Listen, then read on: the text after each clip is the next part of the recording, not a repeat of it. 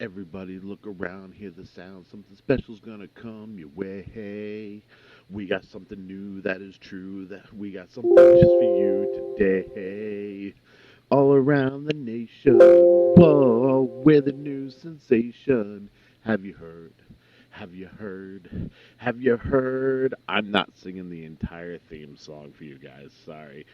Welcome to episode 2, Kids Incorporated.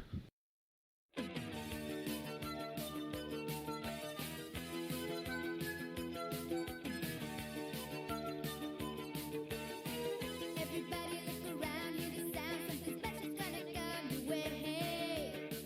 We got something that is new, that is true. We got something just for you today. All around the nation, oh, with a new sensation. Have you heard? Have you heard? Have you heard? We're Kids Incorporated. K.I.D.S. Yeah, Kids Incorporated. K.I.D.S. Oh, looks like we made it. We're Kids Incorporated.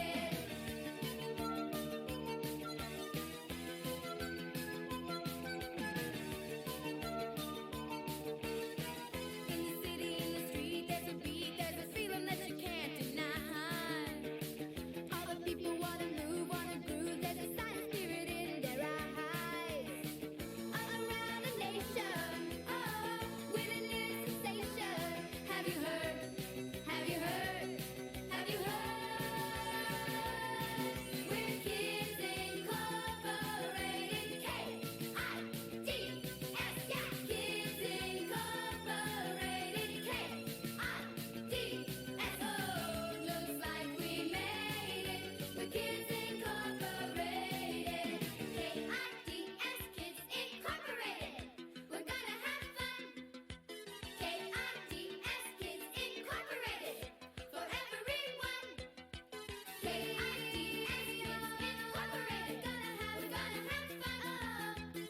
K.I.D.S. Kids Incorporated. For everyone. Kids Incorporated. K.I.D.S. Yeah, Kids Incorporated.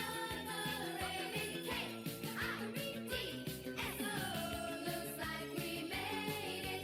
We're Kids Incorporated. Oh, looks like we made it. We're Kids Incorporated. K.I.D.S. Yeah. Hello and welcome to the Radical Retro Roundup. This is episode 2, Kids Incorporated. I'm Joseph Copel, your guide, your transport, your dungeon master to the retro realm. Alright, before we get to the meat and potatoes of this episode this month, let's talk about some podcasts that I've been listening to. So we have Two Friends on a Couch, which is actually hosted by one of my good friends, Devin Decker, and his co-host, Nikki. Also, I found this great podcast after I did my last podcast, and it's called Let's Voltron, and it's hosted by Jeremy, who is actually I believe he's the current president of World Industries, which is awesome because he um, is in control of that whole Voltron license right now. And the fact that he does this podcast with this kid Mark, who's just a major fanboy, is amazing. They cover everything from the intellectual property, books, comic books, the toys, the episodes. They started going through doing episode by episode podcasts, so it's completely amazing. Um, on top of that, I know I mentioned these guys last time, but the Retro Junkies is where I started with my podcast, and I just want to give all these guys a shout out. So we're going to do this kind of quick and get this out of the way, but I want to make sure I don't leave anybody out. So we have the Retro Junkie Super Show, we have Two Dudes in a Nest, Genesis Gems, Retro Obscura, Turtle Flakes, the 90s Entertainment Show, the Atari 2600 Game by Game podcast, the Atari 5200 Super Podcast, the Atari 7800 Game by Game Podcast, Cartridge Freaks, the ColecoVisions Podcast, the Greatest American Hero Podcast, the Intellivisionaries Podcast, the Metroidvania Mayhem Podcast, N64 Gaming Podcast, the NES Club Gamercast, No Quarter Podcast, Our Brooklyn Bites, Pixel Tunes Radio, Retro Rewind Podcast, Retro Thought Pod, Star Wars Nerds Unite, Tenpence Arcade, Channel F Files, and Toys R Us Report. All of these great podcasts can be found on iTunes, or you can go to www.theretrojunkies.com, and that's their site, and it has all the podcast lists with links to be able to subscribe to them. So please give those guys a listen, and I guess on with the show. So I had asked on the Facebook page what Stacy Ferguson, Martika, Jennifer Love Hewitt, and Mario Lopez all had in common. And, well, the answer is this podcast, Kids Incorporated. Mario Lopez used to be a backup dancer and the drummer for the band. Stacy Ferguson was part of the show from 1984 to 1989. This is before she became big with Black Eyed Peas. Martika was from 84 to 86, and then, of course, she had her hit Toy Soldiers and went on her solo career and kind of left Kids Incorporated in the dust. And then from 89 to 91, Jennifer Love Hewitt was actually in the role of Stacy Ferguson. She kind of took over that role, um, and we all know where her career went. So the series follows a group of children and teenagers who perform in their own rock band. They struggle with issues ranging from schoolyard crushes to peer pressure to even child abuse in a couple episodes. They perform regularly at a former music club known as The Place. They talk about how it was called the Palace and had been a theater where supposedly big names had performed, such as Elvis and Sinatra. But obviously, through years of neglect, the A in Palace ended up fading out, so that is why it's called the Place now. It's never really explained how the group funded or profited from their performances, but the show did not aim for strict realism either. Um, the action took place on abstract sets, and plots involved many fantasy elements, such as the group meeting a robot, which was episode 10 in season 1, and a runaway princess in season 1, episode 6, and even a wisecracking bicycle, season 1, episode 17. In addition to their performances on stage, the group would break into song when they were off stage, much like a stage musical.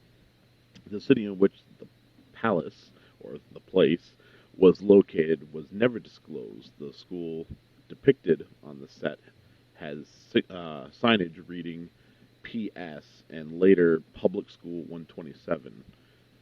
The place was expected to be torn down, but was saved as a national historical landmark in the show, that is. I found out, a nice little tidbit from me. I found out as a youngster that what is on TV isn't always reality. And I remember my parents had taken me to Disneyland. I want to say I was maybe 7 or 8 at the time, and all I wanted to do was go to Kids Incorporated. I wanted to go to the place. I wanted to see Kids Incorporated perform, and I learned rather quickly that the place did not exist. And well, Kids Incorporated is a show; they're not a real band. Dose of reality check, real young right there. That's like being told Santa Claus isn't real. Come on, of course Santa Claus is real. The cast was mainly children and teenagers. The only recurring adult co-host members were Michael, who was in the pilot episode only, and then Riley. And he ran from 84 to 85, and then Flip replaced him from 89 to 92. And then Dina was, I guess, replacing Flip from 93 to 94. But honestly, I don't remember those late episodes at all. They were kind of going more for a uh, urban street type of group. They're doing covers of like what do you call it? By 93, 94, I mean, I was 12, 13, and after the Disneyland visit and everything else, Kids Incorporated kind of soured me just because it didn't exist. It was just a TV show, and I lost interest rather quickly. And of course, by 13, 14 years old, you're starting to move on from those types of shows. Plus, Saved by the Bell was on. Come on, who didn't watch Saved by the Bell? Anyways, um, all these guys played staff of the place. Um, Michael in the pilot episode was actually the manager of the malt shop. They didn't call it the place in the pilot. Parents rarely appeared on the show, or they were kind of mentioned in passing. The only main times parents and grandparents appeared and had long speaking roles were towards the end of like season 9-ish or so. So the original lineup for Kids Incorporated was Stacy, Kid, Renee, Gloria, and Ryan. And Gloria and Ryan were the older of the group. I'd say they were probably 13 or 14, or at least playing those ages when they started the show in 1984. So Martika disappeared in '86, and Ryan disappeared 2 years after that. Um, and obviously they had their replacements come in and whatnot. But I want to stick to the core group and the episodes from the first 2 or 3 seasons because, in my opinion, that's really where Kids Incorporated shined. I think it was a very quick downfall for the show, unfortunately. A lot of the cast members went on to do different things, and you wouldn't, maybe notice them right away, except for obviously Jennifer Love Hewitt, who did Party of Five. I Know What You Did Last Summer, Ghost Whisperer, still doing stuff today. Same with like Mario Lopez with Saved by the Bell, and he does Extra, and obviously Stacy's doing the Black Eyed Peas thing. But believe it or not, Martika still actually tours and does music. Apparently, when you're a one-hit wonder, um, you can still do that sort of thing, especially when Eminem uses a sample of your song "Toy Soldiers." Another name that you guys probably won't know is Ryan Lambert, but you probably will know the movie he was in, at least the big movie, and that was The Monster Squad. I love The Monster Squad. We're going to talk about that on this podcast. I say that like so far in every episode, but there's so much stuff to cover, retro everything. Um, they did covers of songs, and some were good and some not so good, we'll say. Um, I'll make sure I put a sound clip so that you guys can hear and understand what I'm talking about.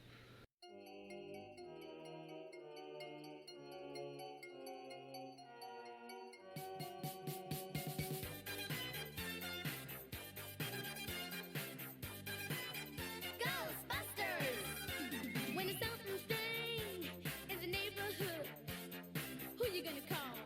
Ghostbusters! Well, now that's enough of that. So now you see what I was talking about.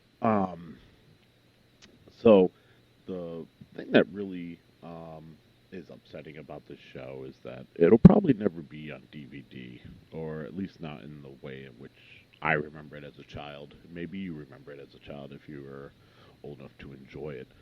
Um,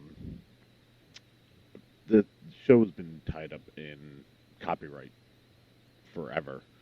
I believe Disney still owns, um, obviously, the Kids Incorporated intellectual property and probably all the videos and all that other stuff, the archive stuff. But a lot of the songs are between like EMI and Sony and Island Records and stuff like that. So that kind of makes things difficult as far as releasing them on DVD and whatnot. I am lucky enough to have a DVD that I made myself, and it has about 15 episodes on it. And so I get to, if I choose to, sit down and relive this wonderful show. Um, I tried to get my son to sit down and watch the show with me, but for some reason I couldn't find the DVD. And after he left my house, of course, I found the DVD, and now I don't have him here to watch it and get his reaction because I thought it would be great to get my son's reaction to a show that I loved as a kid and see how he reacted to it the first time watching it. So the original pilot for the show was produced in 1983 and was shopped around to several networks, but wasn't picked up. Um, it began syndication in September of '84, um, and eventually in November of '86, Disney Channel ended up buying the rights to syndicate the show, and after it ran out, they ended up having the show with new episodes. And obviously, going on season after season after season, cast members age out and would be replaced. Now, one of the big things I remember about this show is that it came on in the afternoon. I want to say around 4, maybe 5 o'clock. Um, and yeah, it's got to be 4 o'clock because I remember right after Kids Incorporated, which was a half-hour show, the Mickey Mouse Club was on, and the Mickey Mouse Club with the good old days with Christina Aguilera and Justin Timberlake and Britney Spears and whatnot. So yeah, it definitely had to be around like 4 p.m., 5 p.m. when the show actually aired, and that was part of my Disney afternoons in the late '80s for sure. So believe it or not, Kids Incorporated actually had a pretty good fan base, and most people don't believe me when I say it because they're like, "What show is that? I don't even remember that show." And a lot of people didn't. It was in the infancy of cable television, and of course, Disney was only available through cable. But to stress the point that they were popular at one point, um, these guys have 4 records. There's Kids Incorporated that was released in 1983. There is a 1984 album called The Best of Kids Incorporated. Then there was Kids Incorporated the chart hits, and then Kids Incorporated New Attitude. And chart hits and New Attitude were released in '85, um, and that was the last time they had those records released. So obviously, in those first few years, the ones in which I remember were the big years. Those were that was the popularity of the show, and of course, the pilot was released on VHS, and they also had a few other specials, like the New Year's Eve special, and I think there was one other one that also they released on VHS. There was only like 3 of them total, but so before I go any further, I wanted to mention There's a great site out there, www.kidsincorporated.us, and it's an unofficial Kids Incorporated website, and it hasn't been updated since 2010. But there's a couple full episodes. The music albums that I mentioned earlier are completely up there with every single track that you can actually download and put on CDs yourself.